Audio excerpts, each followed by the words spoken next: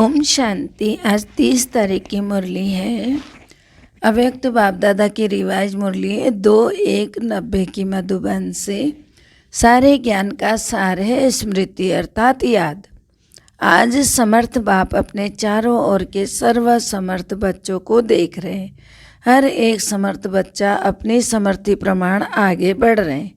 इस समर्थ जीवन अर्थात सुखमय श्रेष्ठ सफलता संपन्न अलौकिक जीवन का आधार क्या है? आधार है एक शब्द स्मृति। वैसे भी सारे ड्रामा का खेल है ही विस्मृति और स्मृति का। इस समय स्मृति का खेल चल रहा है। बाप दादा ने आप ब्राह्मण आत्माओं को परिवर्तन किस आधार पर किया? सिर्फ स्मृति दिलाई कि आप आत्मा हो ना कि शरीर। इस स्मृति ने कितना अलौकिक परिवर्तन कर लिया। सब कुछ बदल गया ना। मानव जीवन की विशेषता है ही स्मृति। बीज है स्मृति, जिस बीज से वृत्ति दृष्टि कृति सारी स्थिति बदल जाती है। इसीलिए गाया जाता है जैसी स्मृति वैसी स्थिति। तो बाप ने फाउंडेशन स्मृति को ही परिवर्तन किया। अब फाउंडेशन श्रेष्ठ हुआ तो स्वतः ही पूरी जीवन ही श्रेष्ठ हो गया।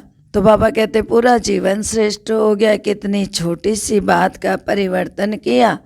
तुम शरीर नहीं आत्मा हो। इस परिवर्तन होते ही आत्मा मास्टर सर्वशक्तिवान होने के कारण स्मृति आते ही समर्थ बन गई। अब यह समर्थ जीवन देखो कितना प्यारा लगता है। स्वयं भी स्मृति स्वरूप बने और औरों को भी यही स्मृति दिलाकर क्या से क्या बना देते हैं। इस स्मृति से संसार ही बदल लिया। यह ईश्वरीय संसार कितना प्यारा है। चाहे सेवा अर्थ संसारी आत्माओं के साथ रहते हो, लेकिन मन सदा अलौकिक संसार में रहता है। इसको ही कहा जाता है स्मृति स्वरूप। कोई भी परिस्थिति आ जाए, लेकिन स्मृति स्वरूप आप समर्थ आत्मा होने के कारण परिस्थिति को क्या समझती? यह तो खेल हो गया। तो बाबा कहते हैं कभी घबराएंगी नहीं, खेल समझेंगी परिस्थिति को। भले कितनी भी बड़ी परिस्थिति हो, लेकिन समर्थ आत्मा के लिए मंजिल पर पहुंचने के लिए यह सब रास्ते साइड सीन है। अर्थात रास्ते के नज़ारे। साइड सीन तो अच्छी लगती है ना, खर्चा करके भी साइड सीन देखने जाते हैं। यहाँ भी आजकल आबू दर्शन करने जाते हो ना, तो अगर रास्ते में साइड सीन्स ना हो तो वह रास्ता अच्छा लगेगा? बोर हो जाएंगे। ऐसे स्मृति स्वरूप समर्थ स्वरूप आत्मा के लिए परिस्थिति कहो, पेपर कहो, विघ्न कहो, प्रॉब्लम्स कहो, सब साइड सीन्स हैं। स्मृति में है कि यह मंजिल के साइड सीन्स अनगिनत बार पार किया है। Nothing new. इसका भी फाउंडेशन क्या हुआ? वह भी स्मृति हुई। अगर यह स्मृति भूल जाती अर्थात फाउंडेशन हिला तो जीवन की पूरी बिल्डिंग हिलने लगती है। आप तो अचल हो ना। सारी पढ़ाई के चारों सब्जेक्ट का आधार क्या है? सारी पढ़ाई के चारों सब्जेक्ट्स का आधार भी तो स्मृति है ना। सबसे मुख्य सब्जेक्ट है याद। याद अर्थात स्मृति। मैं कौन, बाप कौन। दूसरा सब्जेक्ट है ज्ञान, रचना और रचता का ज्ञान। तो उसका भी फाउंडेशन स्मृति दिलाई कि अनादि क्या हो और आदि क्या हो, वर्तमान समय क्या हो। ब्राह्मण सो फरिश्ता, फरिश्ता सो देवता, और फिर कितनी स्मृतियाँ दिलाई हैं। तो ज्ञान की स्मृति हुई ना। तीसरी सब्जेक्ट है दिव्य गुण। दिव्य गुणों की भी स्मृति दिलाई कि आप ब्राह्मणों के यह गुण हैं। तो गुणों की लिस्ट भी स्मृति में रहती है। तब समय प्रमाण उस गुण को कार्य में कर्म में लगाते हो। कोई समय स्मृति कम होने से क्या रिजल्ट होती है? समय पर गुण यूज नहीं कर सकते हो। तो बाबा कहते हैं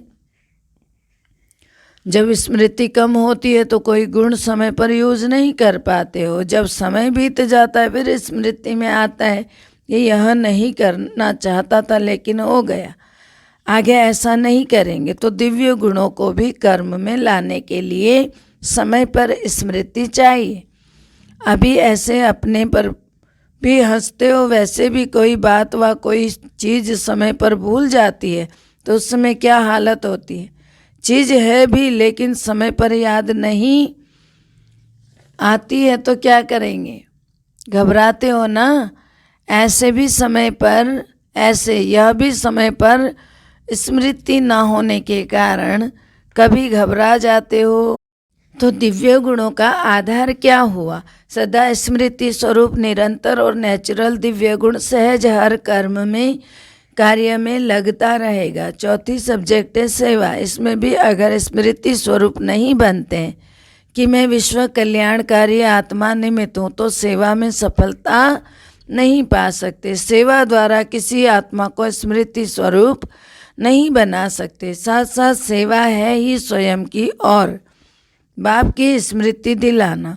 तो 4 ही सब्जेक्ट का फाउंडेशन स्मृति हुआ ना। सारे ज्ञान के सार का एक शब्द हुआ स्मृति। इसलिए बाप दादा ने पहले से ही सुना दिया है। लास्ट पेपर का क्वेश्चन भी क्या आने वाला है, लंबा चौड़ा पेपर नहीं होना है, एक ही क्वेश्चन का पेपर होना है और एक ही सेकंड का पेपर होना है। क्वेश्चन कौन सा होगा? नष्टो मोहा, स्मृति स्वरूप। क्वेश्चन भी पहले से ही सुन लिया। नष्टो मोहा, मोह नष्ट हुआ हो तो पहले ही क्वेश्चन सुन लिया है ना, फिर तो सभी पास होने चाहिए। सभी नंबर 1 पास होंगे या नंबर वार पास होंगे? डबल विदेशी किस नंबर में पास होंगे? बाबा पूछ रहे हैं। नंबर 1 तो माला को खत्म, नंबर 1 है तो माला को ख़त्म कर दें, या फिर अगर माला बना दें तो उमंग तो बहुत अच्छा है। डबल फॉरेनर्स को विशेष चांस है लास्ट सो फास्ट जाने का, यह मार्जिन है। अलग माला बनाएं तो जो पिकनिक के स्थान बनेंगे वहाँ जाना पड़ेगा। यह पसंद हो तो अलग माला बनाएं। आप लोगों के लिए माला में आने की मार्जिन रखिए, आ जाएंगे। अच्छा, सभी टीचर्स तो स्मृति स्वरूप है ना। चारों ही सब्जेक्ट में स्मृति स्वरूप। मेहनत का काम तो नहीं है ना। टीचर्स का तो काम ही है कि अपने स्मृति स्वरूप फीचर्स से औरों को भी स्मृति स्वरूप बनाना। आपके फीचर्स ही औरों को स्मृति दिलाए कि मैं आत्मा हूँ।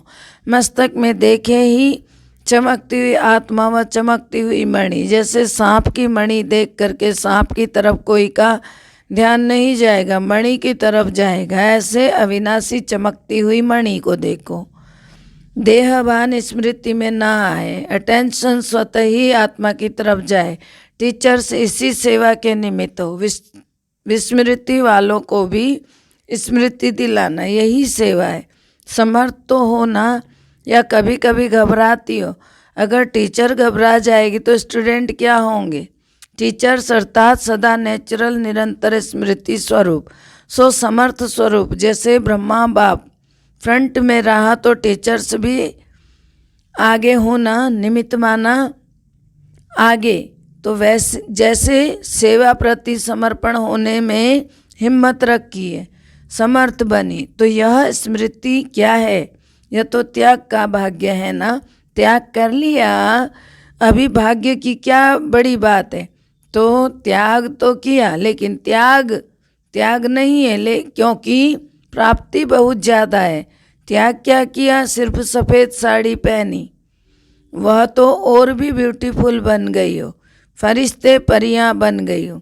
क्या चाहिए? बाकी खाना पीना छोड़ा। वह तो आजकल डॉक्टर्स भी कहते हैं ज़्यादा नहीं खाओ, कम खाओ, सदा खाओ। आजकल तो देखो डॉक्टर्स भी खाने नहीं देते, तो कहते हैं बाकी क्या छोड़ा? गहना पहनना छोड़ा। आजकल तो गहनों के पीछे चोर लगते हैं, इसलिए वो भी क्या बड़ी बात। आज अच्छा किया जो छोड़ दिया, समझदारी का काम किया, तो इसीलिए त्याग का पदम गुना भाग्य मिल गया। अच्छा, अभी अभी बाप दादा को एथेंस वाले याद आ रहे हैं। एथेंस में सेवा का बड़ा कार्यक्रम चल रहा है, वह भी बहुत याद कर रहे हैं। जब भी कोई विशाल कार्य होता है, बेहद के कार्य में बेहद का बाप और बेहद का परिवार याद जरूर आता है। जो भी बच्चे गए हैं, हिम्मत वाले बच्चे जो निमित्त बने हैं, उन्हों की भी हिम्मत कार्य को श्रेष्ठ और अचल बना देती। बाप के स्नेह और विशेष आत्माओं की शुभ भावना, शुभ कामना बच्चों के साथ है। बुद्धिवानों की बुद्धि किसी द्वारा भी निमित्त बनाए अपना कार्य निकाल लेते हैं बाबा। तो इसीलिए बेफिक्र बादशाह बन, लाइट हाउस माइट हाउस बन, शुभ भावना शुभ कामना के वाइब्रेशन फैलाते रहो।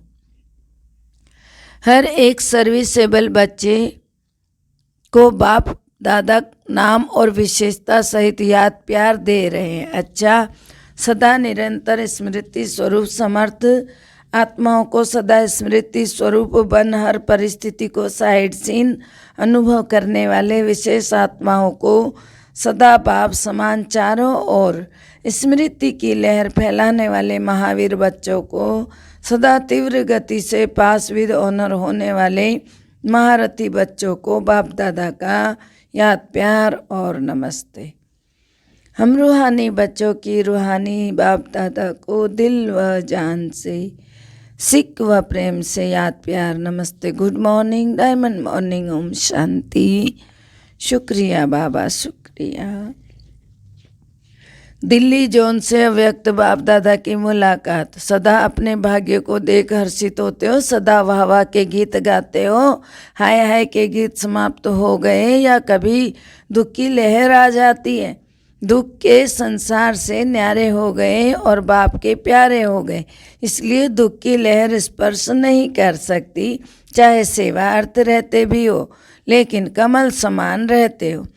कमल पुष्प कीचड़ से निकल नहीं जाता, कीचड़ में ही होता है, पानी में ही होता है, लेकिन न्यारा होता है। तो ऐसे न्यारे बने हो, न्यारे बनने की निशानी है। जितना न्यारे उतना बाप के प्यारे बनेंगे, स्वतः ही बाप का प्यार अनुभव होगा और यह परमात्मा प्यार छत्र छाया बन जाएगा। जिसके ऊपर छत्र छाया होती है ना बाबा की, वह कितना सेफ रहता है। जिसके ऊपर परमात्मा की छत्र छाया, उसको कोई क्या कर सकते हैं। इसलिए फकूर में रहो, नशे में रहो अपने बाबा के प्यार के। तो बाबा कहते हैं हम परमात्मा छत्र छाया में रहने वाले, ऐसे नशे में रहो।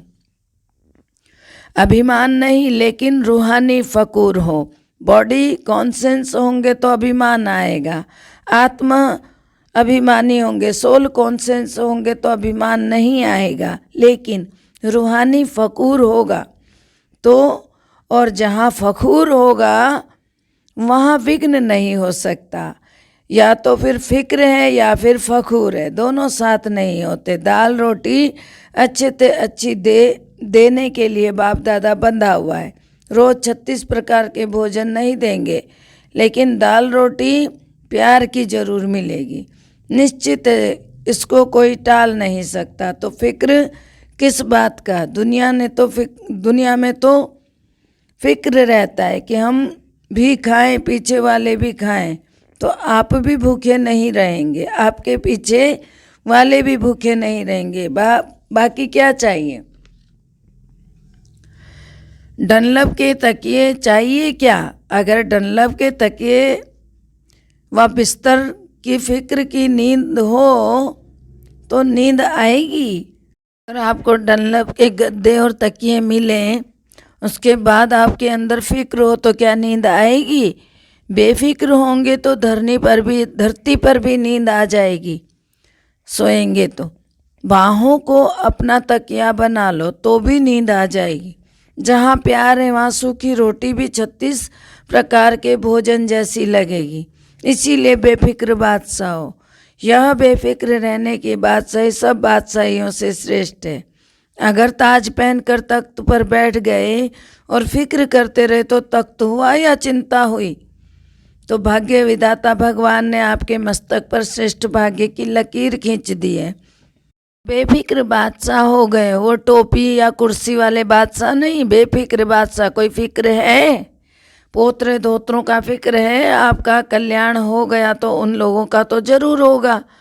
तो सदा अपने मस्तक पर श्रेष्ठ भाग्य की लकीर देखते रहो। वहाँ मेरा श्रेष्ठ ईश्वरीय भाग्य, धन दौलत का भाग्य नहीं, ईश्वरीय भाग्य। इस भाग्य के आगे धन तो कुछ भी नहीं है। वह तो पीछे पीछे आएगा, जैसे परछाई होती है, वह आप ही पीछे पीछे आता है। जब शिव बाबा ही मिल गए, भगवान ही मिल गए, इतना बड़ा भाग्य बन गया तो धन क्या चीज़ है? वो पीछे पीछे परछाई बन के आएगा। या आप कहते हो कि पीछे आओ, यह सब परछाई है, लेकिन भाग्य है ईश्वरीय भाग्य। सदा इसी नशे में रहो। अगर पाना है तो सदा का पाना है। जब बाप और आत्मा अविनाशी है तो प्राप्ति भी विनाशी क्यों? प्राप्ति भी अविनाशी चाहिए। ब्राह्मण जीवन है ही खुशी के जीवन। तो खुशी से खाना, खुशी में रहना, खुशी से बोलना, खुशी से काम करना। उठते ही आँख खुली और खुशी का अनुभव हुआ। रात को आँख बंद हुई और खुशी से आरामी हो गए। यही ब्राह्मण जीवन है। अच्छा, बाप दादा से व्यक्तिगत मुलाकात, आज्ञाकारी बनने से परिवार की दुआएं। बाप दादा के सामने गायत्री मोदी का परिवार बैठा है। बाप दादा इस परिवार की एक बात देख करके बहुत खुश हैं। कौन सी बात है वो? आज्ञाकारी परिवार है।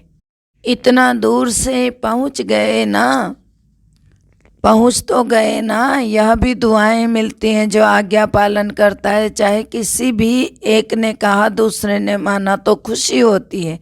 दिल से एक दो के प्रति दुआएं निकलती है। कोई अच्छा दोस्त या भाई हो, अगर कहे बहुत अच्छा, यह दुआएं हुई ना। किसी को भी हाँ जी करना व आज्ञा मानना, इनकी गुप्त दुआएं मिलती हैं। तो दुआएं समय पर बहुत मदद देती हैं। उस समय पता नहीं पड़ता, उस समय तो साधारण बात लगती है, चलो हो गया। लेकिन यह गुप्त दुआएं आत्मा को समय पर मदद देती हैं। यह जमा हो जाती है। इसलिए बाप दादा देखकर खुश है। चाहे किसी भी कार्य के लिए आए तो है ना।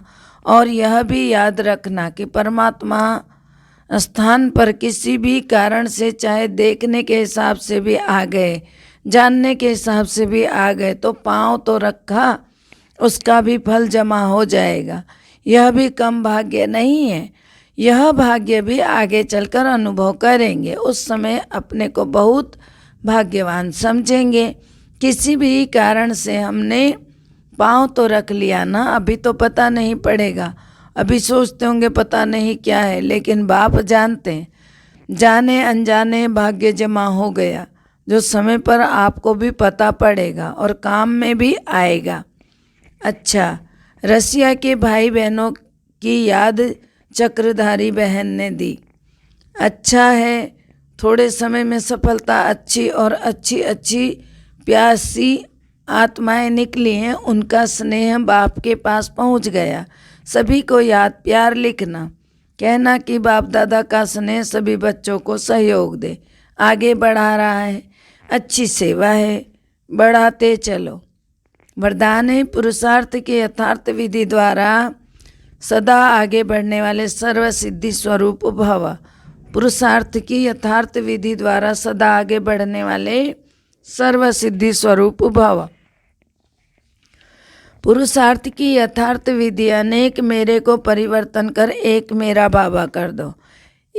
इस स्मृति में, इसी याद में रहना। और कुछ भूल जाए, लेकिन यह एक बात कभी ना भूलें कि मेरा बाबा मेरे को याद नहीं करना पड़ता। क्योंकि मेरा बाबा जो मेरी चीज़ होती है, मेरी चीज़ को कोई याद करने की ज़रूरत नहीं, याद ही रहता है मेरी है। इसी तरह बाबा ने कहा, ये दिल से कहते हो ना, योग शक्तिशाली हो जाता है तो याद भी सहज ही विधि से सदा आगे याद में बढ़ते रहते हो। उसकी याद स्वतः ही आती रहेगी और अपने आप याद में सिद्धि स्वरूप बन जाते हो। तो सदा आगे बढ़ते हुए सिद्धि स्वरूप बनो। इस सहज विधि से सदा ही आगे बढ़ना है। स्लोगन है, मायाजीत बनना है तो स्नेह के साथ साथ ज्ञान का भी फाउंडेशन मजबूत हो। माया जीत बनना है तो स्नेह के साथ साथ ज्ञान का भी फाउंडेशन मजबूत हो। ओम शांति। आज की लवलीन स्थिति का अनुभव करेंगे। योग तपस्या में, कर्म में, वाणी में, संपर्क व संबंध में लव और स्मृति व स्थिति में लवलीन रहना है। यह जो जितना लवली होगा वह उतना ही लवलीन रह सकता है। अभी आप बच्चे बाप के लव में लीन रहें, औरों को भी सहज आप समान व बाप समान बना देते हो। ओम शांति। सबका भला हो, सब सुख पाएं, सब परमात्मा से जुड़ जाएं। सबका भला हो, सब सुख पाएं, सब परमात्मा से जुड़ जाएं। सबका भला हो, सब सुख पाएं, सब परमात्मा से जुड़ जाएं। ओम शांति।